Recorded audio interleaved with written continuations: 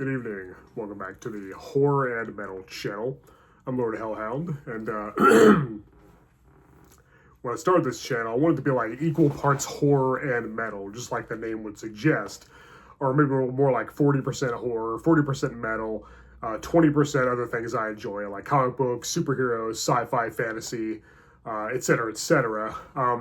But it ended up kind of being more like 90% horror, 10% everything else. So I'm trying to make some more metal related videos just to balance that out a little bit.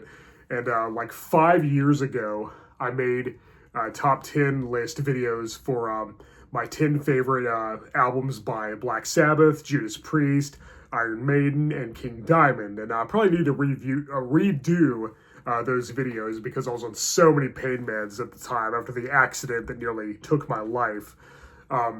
But one video that I did not make yet was my top 10 favorite Megadeth albums. So I figured to go ahead and do that. So yeah, let's go ahead and take a look at my top 10 favorite Megadeth albums. All right, so let's go and get started. All right, number 10 is going to be The World Needs a Hero. Not a great album, really. I have it pretty low in the list because, yeah, it's kind of sort of one of their more mediocre, kind of middle of the road releases. Very much a mixed bag. But it does have some cool tracks. I do kind of like Moto Psycho. It's enjoyable in kind of a stupid way. But I really like Burning Bridges. That's actually one of my favorite Megadeth songs. And that just makes the album, that makes me want to put it on the top 10. That track alone makes me want to put this album in the top 10. Yeah, it's that good. There's a few other cool moments. Silent Scorn and Return to Hangar, and it's got some okay moments. Like I said, nowhere near one of the best, but I wouldn't say really one of the worst either. Like I said, just kind of more middle of the road. But like I said, that song Burning Bridges is freaking awesome. I love it. Yeah, World Needs a Hero. My number 10, my 10th favorite Megadeth album, I guess. All right, number 9 is going to be United Abominations. Now, I bought this when it first came out, and I remember me and my girlfriend at the time listened to this constantly, listened to it a whole lot. She wasn't even really a metalhead, but she liked this album, so I think that says a lot. Its album cover is pretty cool. So it's got their mascot Vic Rattlehead in human form. Usually he's a skeleton, obviously, with who embodies the phrase "see no evil, hear no evil, speak no evil." He's got a metal visor nailed over his eyes. He's got metal clamps over his ears, and his mouth is wired shut. And here, he has all that, but he's like in human form. He's even got hair. Except right there. But anyway, some pretty cool tracks. Sleepwalker is a pretty cool song. The title track's pretty cool. It's got a remake of Tu Le Monde, this time with Christina Scabbia doing co-vocals along with Dave Mustaine, which is kind of cool. There's some other pretty memorable moments on this album. I dig it. Like I said, I bought it when it first came out, and I remember enjoying it quite a bit. Like I said, it was in my my car stereo frequently back then. Oh yeah. Yeah, this is of course during the time when David Ellefson, the bass player, who's on most of the releases, he was out of the band for the first time. They had James Lomenzo, who they now have again. When I saw them live a few years ago, it was right after David Ellefson left and right after they got James Lomenzo on bass for the second time. So I really wish I could have saw them with Ellefson, because like I said, he's on most of their albums. But anyway, yeah, pretty cool with the duet vocals on Tu Le Monde with Christina Scabbia from Lacuna Coil. Yeah, pretty decent album. I'd say check it out. It's definitely worth a listen. All right, number 8 is going to be The System Has Failed. And this is the first album not to feature David Ellefson on bass. And Dave Mustaine, who is, of course, the guitarist, the vocalist, the main songwriter, founder, and de facto CEO of Megadeth. He is Megadeth, basically. He's on every album. It's his band, after he got kicked out of Metallica for Megadeth. He kind of put together just like an album full of session musicians. And it features the guitar some lead guitar playing by Chris Poland from their first two albums. More on him later. Yeah, just a bunch of hired guns. Pretty cool album. Yeah, Black Bale of the Universe, Die Dead Enough, Kick the Chair. The Scorpion, which is an amazing song. I love The Scorpion. That's one of my favorite Megadeth songs. That song is awesome. Yeah, that alone makes this a great album. You know, I mean, we need more than one great song to make a good album, but The Scorpion's really, really good. Yeah, there's some other pretty cool tracks. Yeah, The System Has Failed. Yeah, I remember this one first came out too. Yeah, pretty good album. Sorry about the glare. Yeah, System Has Failed. Pretty good album. All right, number 7 is going to be Cryptic Writings. I know. This is when they went like really commercial and radio friendly and more mainstream. This, Cryptic Writings is to Megadeth, kind of how Black Album is to Metallica. It's still like their most mainstream and most commercial sounding. But I have a soft spot for this album because it was actually the first Megadeth album I'd ever heard. I probably heard a few of their songs like before this, some of their older stuff. But like I kind of got into this album before I even became a metalhead, so I didn't really care that it wasn't really much of a thrash metal record. It's barely even a metal record. It's more hard rock. But I loved the song Trust and Almost Honest and Use the Man. I thought those were great songs. And like I said, I wasn't a full-fledged metalhead yet, so it didn't bother me that they're a little more, softer, more melodic, and, way less heavy than some of their previous stuff. But, after I became, a metalhead and got really into thrash metal, I totally understood, why this album is so maligned, why a lot of people don't like it, like I said, it's barely a metal record at all. But, like I said, it means a lot to me because it was pretty much the first Megadeth album that I really got into. And I remember when it was relatively new as well, so... And that was a really good time in my life back in the 90s. I really liked the way life was around that time, around 97, 98. This came out in 97, I believe. But yeah, I dig it. Dave Mustaine definitely utilizes a more, like a more musical type of singing in this. He doesn't really scream or do the snarl quite as much, or the growls. He kind of just like straight up sings, or at least tries to. But no, I dig it. I think it's pretty cool. And it's got Marty Friedman on guitar, so how can you go wrong? Marty Friedman's my favorite guitarist they've ever had. And that was my favorite lineup when they had Marty Friedman on guitar and Nick Menzo on drums, and of course Dave Mustaine on guitar and vocals, and David Ellison on bass. Dave Mustaine's been on every album. Ellison's been on most of their albums, so that was my favorite lineup. But more on that later. I like Cryptic Writings. Like I said, I understand all the criticisms. They're valid. If somebody, bashes this album, I'm not really going to defend it because I totally understand. But I like it. Like I said, I got a soft spot for it, holds a special place in my heart because it was kind of one of the albums that helped me get into metal, even though it's not very metal. But I like it. Unlike Black Album by Metallica, I'm not totally sick of all the songs of Cryptic Writings. I don't ever need to hear Inner Sandman or Sad But True or Unforgiven Again, but I can still get down to Trust and Almost Honest and all that. I haven't heard them ad nauseum like I have with the Metallica songs. All right, anyway, sorry, I spent too much time on that. Number 6, So Far, So Good, So What? This is their third album, and it's the only one featuring guitarist Jeff Young and drummer Chuck Beeler. And for what it's worth, I think it was a decent lineup. We only had one album with them, but I think it's pretty good. We got some good songs, Into the Lungs of Hell, Set the World on Fire, a cover of Anarchy in the UK. I know Dave Mustaine was really into punk rock. Of course, In My Darkest Hour, which is a fan favorite. So yeah, it's a pretty good album. Out of their first 4, it's probably my least favorite, but I still dig it. It's still decent, it's still pretty good. Yeah. So Far, So Good, So What? Yeah, there they are. For the one album lineup. Yeah. Jeff Young and Chuck Beeler were both very skilled for sure. They had serious chops, but I'm glad they got replaced by Marty Friedman and Nick Menza, because like I said, that's my favorite lineup that Megadeth ever had by far.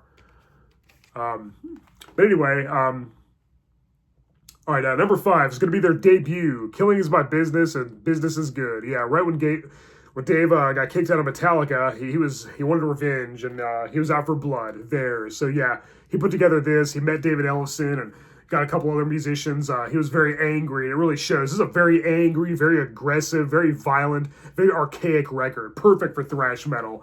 It's kind of hard to understand what Dave Mustaine's saying a lot when he sings, but it's pretty enjoyable. I don't think they play these songs live very much. But it's cool because it contained, like, when he was in Metallica, he wrote a few songs for them. He wrote a song called Mechanics, which was reworked as the Four Horsemen, which was appeared on Metallica's debut, Kill 'Em All. And here, that song's in here too as Mechanics, the original version with the original lyrics written by Dave. Pretty cool. But yeah, we got Last Rites, Love to Death. I love that opening piano intro, that it gets really heavy and Dave goes, wow, and then we have the awesome riff. It really gives you pumped. And that was the first thing that was the first thing anybody heard by Megadeth when it first came out. So off to a good start. Then, of course, the title track, Skull Beneath the Skin, which tells the story of Vic Rattlehead, the mascot. Rattlehead, which also, kind of like him, Mechanics.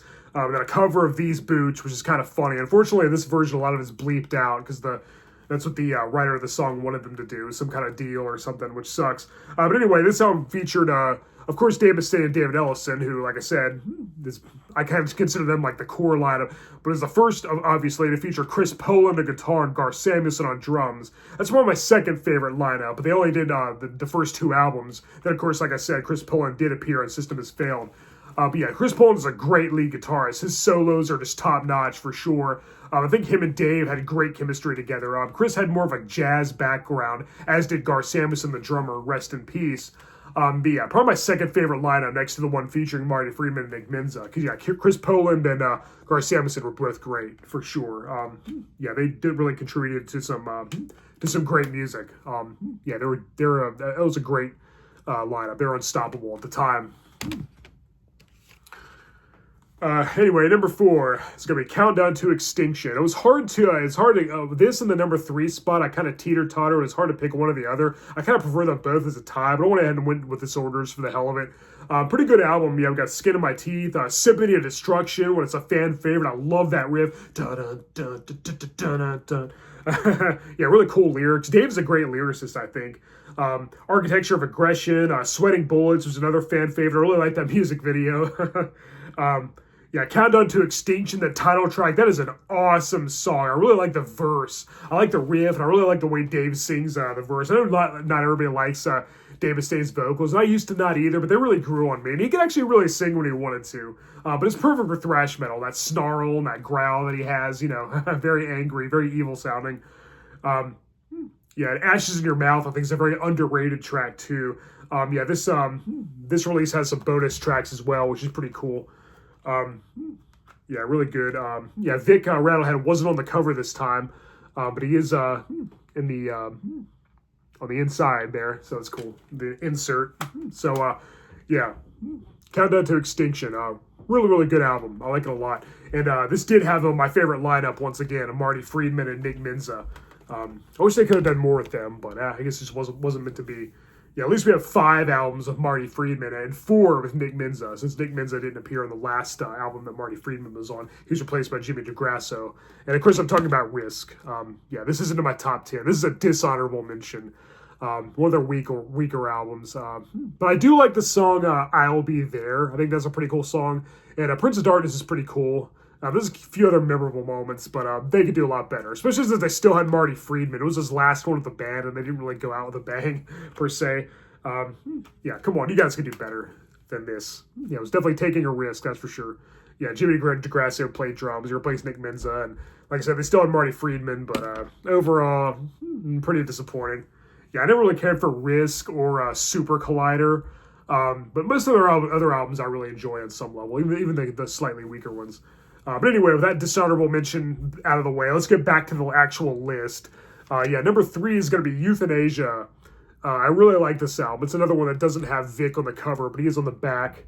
I used to listen to this constantly back in high school. I constantly had this in my car stereo, and I was constantly, blaring it, and it really gets me pumped. The opening track, Reckoning Day, is an awesome song. I love that opening riff. I love the solo that the great Marty Friedman does. Train of Consequences is another cool song. Addicted to Chaos. To Le Monde, which is a fan favorite for sure. The Killing Road. Elysian Fields, I think, is a really underrated track. I really like the I guess it's the pre-chorus, like that haunting choir vocals. That's really, really freaking cool. It gets me pumped every time. Yeah, Blood of Heroes, the title track. Great album. I think Euthanasia is killer. I think it's actually a little underrated because I don't see it, I don't see it talked about as much, but I think it's friggin' awesome. I think it's a great, great album. Definitely one of their best. And like I said, it did feature my favorite lineup. Freaking Marty Friedman on guitar and Nick Minzo on drums. And of course, Dave Mustaine, like always, and David Ellison, who's on most of their albums. I think there's maybe, I want to say, like 5 albums that don't have David Ellison or something like that, 5 or 6. I wish you could have done all of them, but whatever. What can you do? Anyway, Euthanasia. Killer thrash metal record. All right, number 2 is, of course, going to be Peace Sells. Yeah, you knew this was coming. Yeah, my top 2 are really obvious choices, but I think they're obvious for a reason. They're great. Yeah, this is the second and final album to feature Chris Poland on guitar and Gar Samuelson on drums. Like I say, Chris Poland would return for System Has Failed as a session member, as a hired gun. Yeah, his memorable riffs and solos are on point. Dave Mustaine's songwriting was at its best here. Some of his best work, I would say. You've got Wake Up Dead, The Conjuring, which is about Dave's background in dabbling in black magic and witchcraft and stuff. The title track, which is awesome, of course. Really awesome opening bass line by David Ellison, and some really funny, kind of humorous lyrics by Dave Mustaine. That goes into an awesome solo, then it just comes in a really awesome, fast, heavy, high-octane riff. Heavy chugging riff. Really, really awesome song. Really heavy, really awesome. Devil's Island, Bad Omen, I Ain't Superstitious. It's a great album front to back. It's all killer, no filler. This is one of the best thrash metal albums ever. He was trying to compete with Metallica, and I think this one definitely ranks right up there with Metallica's first 3. I think it's just freaking phenomenal. Peace Sells. Amazing album. Yeah, of course, there's good old Vic Rattlehead, the mascot. Yeah, great cover. Phenomenal album. It's just killer. All right, and so honorable mentions. I guess Endgame was pretty good. Dystopia, A Sick, The Dying, and the Dead. Like I said, I didn't really care for Super Collider. I didn't think 13 was really all that great either. Admittedly, I hadn't listened to all those albums all that much. They're their newer ones. Their most recent ones. I haven't listened to them all that much. The last album that I really listened to a whole lot was United Abominations, and they have like 5 albums after that one. They have a lot more albums than the other members of the big 4 of thrash metal. They have like 16 albums now, I think. And I haven't listened to the most recent 5 as much as their older stuff, but I do like most of what I hear. Though, like I said, I wasn't really a fan of Super Collider. But anyway, I guess those are honorable mentions. Anyway, the number 1 choice, I'm sure you already know what it is. Very obvious choice. This is everybody's favorite. Yeah, I'm not going to be any different. Rust in Peace. This album is awesome. Yeah, talk about one to compete with Metallica. This one's right up there with Metallica's first 3 for sure. Yeah, Dave Mustaine's songwriting was on point, just top notch with this album. I was the first one to feature the great Marty Friedman and the great Nick Minzo, which, like I said, make up my favorite lineup. Marty's riffs and solos are just breathtaking. They're just incredible. Dave Mustaine's songwriting was on point. His guitar playing, his riffs, and even his vocals were just top notch. David Ellison's bass playing is phenomenal. Nick Minzo's drumming is just top notch. He had serious chops. Those were one of my favorite lineups. I really wish they could have just stayed for every album. Unfortunately, Nick Minza passed away a few years ago. Rest in peace. But I wish they'd at least get Marty back. That'd be really, really cool, because he was by far the best guitarist they ever had, with Chris Poland as a close second. And Dave Mustaine's no slacker on guitar either. He's an amazing axeman as well, for sure. This is some of his best songwriting, some of his best lyrics, some of his best riffs.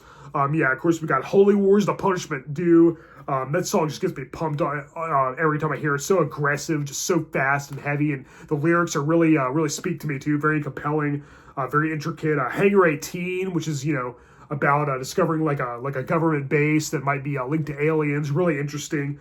I really love the chorus. Take No Prisoners. I love the backing vocals and the verse riff. Permeate them, terminate them. So awesome. Unfortunately, for the remixed or remaster version, he did re-record some of the vocals for certain songs. But luckily, I do have the vinyl record copy with the original vocals intact. There they are. Yeah, Dave Mustaine, who pretty much is Megadeth. The great Marty Friedman. This is Marty Friedman right there. The great Marty Friedman, Nick Minza, and of course Dave Ellison. By far my favorite lineup that Megadeth ever had. Just freaking awesome. I love this album. Yeah, like I said, yeah, this one has the original vocals. Yeah, other great songs like Five Magics, Tornado of Souls, Rust in Peace, Polaris. It's all killer, no filler. This is about as perfect as a thrash record as you can get. Awesome, awesome album. Definitely my number one favorite Megadeth album by far, with Peace Sells at a close second. Yeah, these two albums are friggin' amazing. If you haven't heard them yet, do yourself a favor and go check them out. For sure, yeah. Again, like I said, very obvious choice, so it's obvious for a reason. Best Megadeth lineup ever. The great Marty Friedman, the stellar Nick Minza, of course Dave Mustaine and Dave Ellison. Everybody does a great job. It's just excellent. Fantastic record, just magnificent. I have nothing bad to say. Of course, the CD has some bonus tracks, which is pretty cool. But yeah, obvious choice, but it's obvious for a reason, because it's just freaking slays. The album slays.